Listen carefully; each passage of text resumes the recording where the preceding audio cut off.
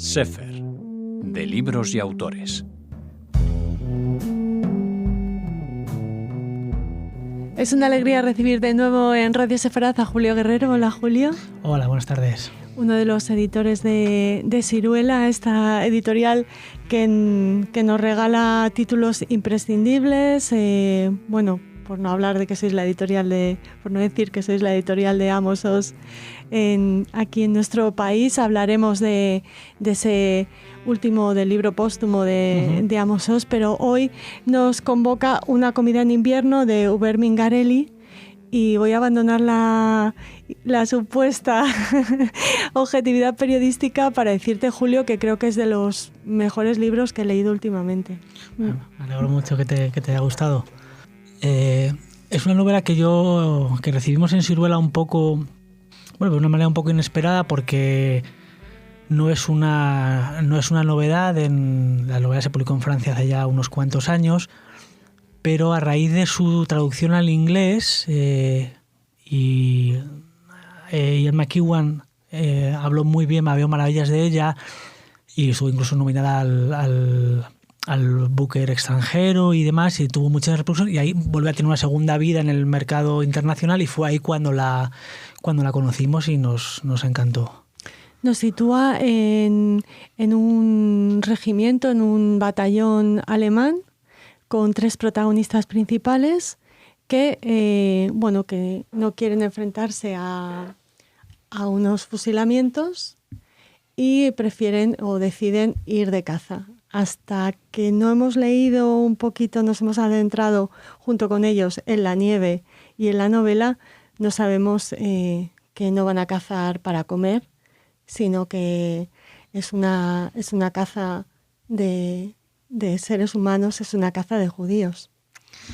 Efectivamente, al final, básicamente el punto de arranque de la novela es una disyuntiva entre el mal y otra forma del mal. No sabemos cuál de los dos es peor o es mejor, para no enfrentarse a los horrores de tener que formar parte de un pelotón de ejecución de los judíos que han ido cogiendo en las redadas y en sus escondites. En sus escondites, prefieren salir a buscarlos. A buscarlos directamente a campo abierto, a pesar de lo que eso supone, pasar más frío, vagar horas por la nieve, pero al fin y al cabo eso es evitar el enfrentarse, a mirar a los ojos a los condenados, y de alguna manera también la esperanza de que, quizás no aparezca ninguno, quizás no demos con nadie, aunque volver con las manos vacías nos suponga incluso un castigo, una reprimenda por parte de nuestros superiores. Pero sería una nueva oportunidad, una manera de como ir dilatando, ir postergando cada vez ese momento tan terrible de tener que enfrentarse a eso. Nosotros también nos enfrentamos a un dilema, porque claro, de alguna manera no digo solidarizas, pero sí, ni empatizas, pero sí te aproximas a la visión del verdugo, ¿no? Efectivamente, al final son tropas regulares, son soldados rasos prácticamente, o sea, no hay mando ninguno, y han sido llamados a filas como tantos millones de alemanes durante la Segunda Guerra Mundial. Muchos efectivamente acudían con un convencimiento ideológico y para como a formar parte de esa gran expansión del Reich, pero muchos otros simplemente como algo obligatorio, formar parte de las tropas, y allí van con lo que llevan puesto, es decir, gente de a pie que ha dejado sus profesiones civiles, que tiene familia, que tiene hijos, que en realidad cumple con su deber dentro de ciertos márgenes, y que esperan, como todo el mundo, que el conflicto termine lo antes posible, salir ilesos, incluso no hacer mal a nadie fuera de lo que es el juego esas normas establecidas de la guerra, de disparar al que está enfrente, porque es lo que manda la historia, porque es lo que ha ocurrido, se ha pactado entre dos gobiernos. El empatizamos o bueno, nos acercamos, hablabas de eso, gente que ha dejado en Alemania a su familia y tal. Está el personaje del hijo que no aparece, pero que está presente constantemente en uno de estos soldados que van a la caza de los judíos. Es muy cinematográfica también la novela en algún punto. Totalmente, cuando sí. se imaginan los compañeros al hijo, conocemos cómo es la relación entre ellos a través de ese deseo del padre de que una tontería cotidiana, que su hijo no fume, ¿no? Y también llama mucho la atención, o al menos a mí, Julio, esa prevención, ese miedo que tiene el alemán a empatizar a su vez con el judío. Ese cuando finalmente... Bueno, estamos contando mucho la novela, no sé si quieres. Es un poco complicado porque es una novela de muy pocas páginas, sí, muy condensada y... Aunque no hay ninguna sorpresa final en el argumento, pero es muy fácil prácticamente destriparla. Pero yo creo que igual merece la pena un poco entrar en materia. ¿Qué parece? Encuentran a un chico judío que se esconde y que tiene un gorrito con un copo de nieve bordado muy parecido al que podrían haber tenido los propios alemanes, ¿no?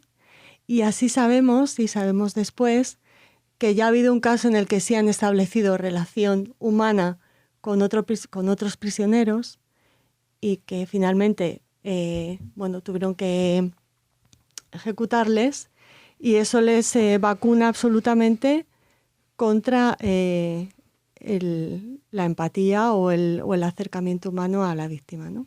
Efectivamente, esa idea de ahí en lo de escapar de ese pelotón de fusilamiento, cuanto más cerca, cuanto más contacto visual, se corre ese riesgo que inmediatamente es que hay de ponerte en el papel del otro. O sea, estabas en este lado, pero podrías estar en otro en un abrir y cerrar de ojos. Entonces quieren evitarlo a toda costa. Por eso esta manera de recordar su vida civil es una manera de escapar, de dejar atrás toda esa nieve, todo ese hambre, todo ese horror, todas esas víctimas.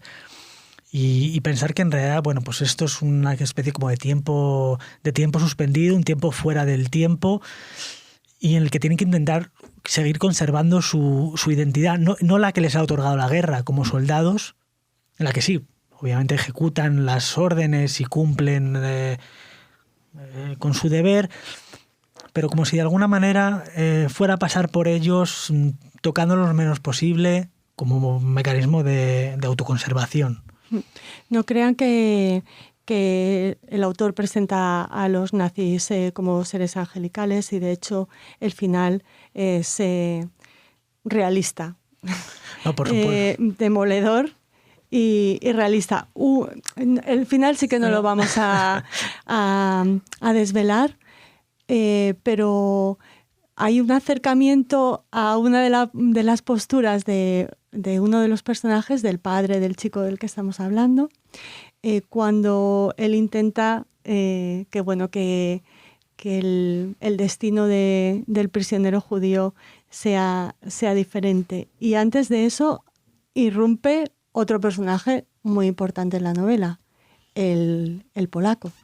Sí, ¿Qué representa al polaco en el libro? La novela efectivamente no es nada complaciente. Obviamente las víctimas son las víctimas y los verdugos son los verdugos. Es cierto que esos matices humanos, esos matices de gris están presentes, y es lo que hace realista la novela, la aleja del maniqueísmo. Sí. Pero que decir, tampoco, o sea, en ningún momento confunde lo que fueron los hechos y quién estaba en cada parte. Y es verdad que el personaje del polaco, al final es una novela con 5 personajes, los 3 soldados alemanes, un cazador, un civil polaco y el prisionero judío. Al principio aparecen simplemente los 3 soldados hasta que encuentran al prisionero judío, ahí tenemos, y de pronto en medio, como eje, aparece un polaco que funciona. Pues es el tercero en discordia. Es realmente sí más esa zona gris, además un polaco que, bueno, pues como bien sabemos, la postura del gobierno polaco durante la Segunda Guerra Mundial fue de las más ambiguas, con un gobierno extremadamente colaborador con el régimen nazi, pero también con una de las resistencias más mejor organizadas y más feroces en contra. Entonces es cierto que hay un antisemitismo muy primitivo. Y que supera el de los propios nazis, ¿no? Totalmente. Ellos, de alguna manera, tienen una lectura más ideologizada de lo que es el antisemitismo, transmitida desde las instituciones, hecha a base de clichés, de propaganda, mucho más elaborada. En cambio, la del polaco es algo mucho más visceral, es algo pues muy animal, algo que estaba ahí y que no se cuestiona en ningún momento, que no parece fruto, como en el caso de los alemanes, del momento histórico, sino que estaba ahí, está y iba a seguir estando, casi pasara lo que pasara. Esta postura más animal, el polaco lleva un perro, que de alguna manera es su trasunto, un perro que igual está en continuo estado de agitación y enseñando los dientes y con esa manera muy... Con hambre. Con hambre, efectivamente. Entonces... creo que con esas tres partes, los soldados, el polaco y el judío, queda funciona como modelo a escala de lo que fue el conflicto en la Segunda Guerra Mundial, teniendo en cuenta este. Sí. Y en ese momento, en uno de los momentos claves de la novela, se ve como los soldados odian más al polaco que lo que odian al judío, si llegan a odiarle también, que eso es otra de las cuestiones que intenta trasladarnos Ubermin Garelli. No les hemos contado todo, ¿eh? Hay cosas, hay flashbacks, hay una visión hacia adelante importante también en la novela de lo que va a ser el destino de estos soldados, así que no sé si quieres añadir algo más. No, nada más, que queda mucho más por decir, a pesar de la brevedad de la novela, y sobre todo ese final que apuntabas, que resuelve maravillosamente, sin ser nada complaciente, poniendo cada cosa en su sitio, de una manera creo que brillante. Pues se la recomendamos, Una comida en invierno, de Ubermin Garelli, editada por Siruela. Muchas gracias, Julio, por haber venido a presentarnos este libro. Gracias a vosotros.